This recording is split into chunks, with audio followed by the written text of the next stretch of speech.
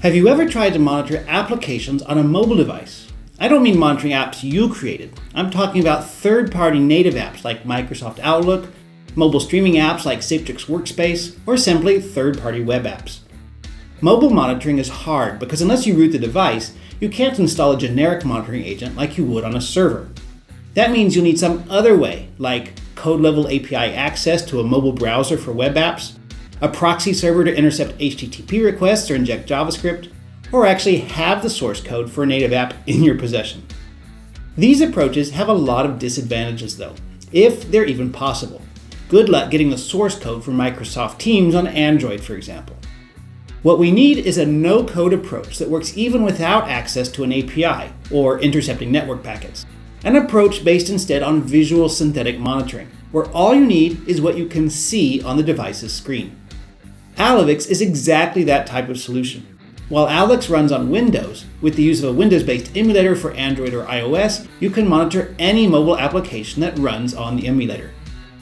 In this video, I'll show you how to use Alyvix with the BlueStacks emulator for Android to monitor a native Android app that I definitely don't have the code for, Spotify. I'll show you how with Alyvix's no-code GUI-based approach, you can build and run your first mobile native application check in just minutes. We'll use BlueStacks, a free emulator that lets you interact with your Android apps, the Android desktop, and the notification system. It's easy and free to install, and you can then download and launch any app on the standard Play Store. But what's most important for us is that it works on Windows, so we can show Alyvix how to recognize Android interface elements like images, buttons, and text fields, and click on or type in them just like a person would. By doing this for each step in your app's workflow, you teach Alyvix how to carry out an entire end-user task, and then we save that as a test case. Later, you can then replay that test case as many times as you want, and Alyvix will tell you how much time the steps took, or else that some workflow step didn't run as expected. Are you ready to monitor a native Android app? Let's build this test case. Just 3 minutes. On the left is the Android emulator.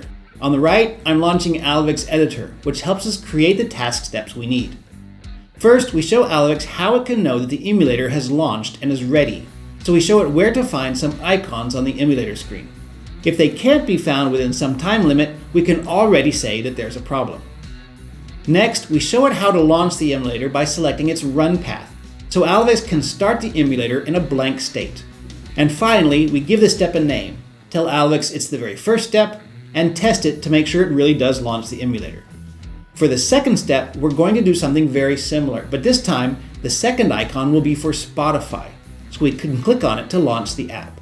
We'll also add the app name. To launch Spotify, we have to click on the icon in the emulator. So we choose the correct interface element at the top right, then go down and select the click action out of the list of possible mouse actions. As we did last time, we give this step a name, add it as the second step in our script, and then immediately give it a test run to be sure it works. It worked, so let's go on to step 3.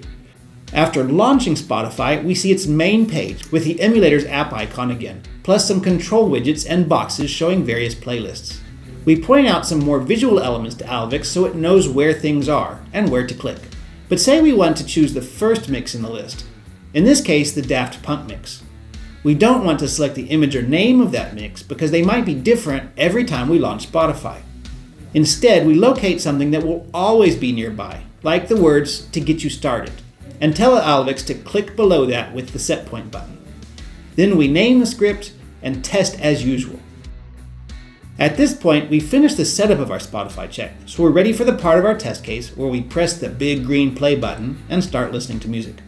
So we show Alyvix where to look and where to click to start the first song in the playlist. Again, we apply the click action, this time to the element annotating the play button.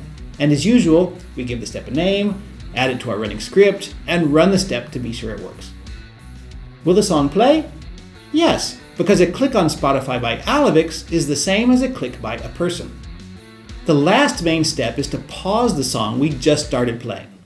Since Spotify just replaces the play icon with the pause icon, this step is basically identical to the last one. We just double-click to select the pause icon at the same point where the play icon was. And by now, you know what to do next. We give the step a name, add it to our script, and test it. Our script so far is pretty simple, but Alyvix also has more complicated scripting like loops and error recovery. Finally, we're ready for the last step, which will make sure that we exit the emulator so that our check leaves everything exactly as we found it. Exiting is important when monitoring because the same test case may run once every 5 minutes. Otherwise, after a full day, we could have hundreds of emulator instances open. This last step doesn't go in the main script like the previous steps do, but in the exit script, so that it works even if the emulator or the Spotify app are blocked for some reason. We've now built the entire test case, so let's run the whole check start to finish.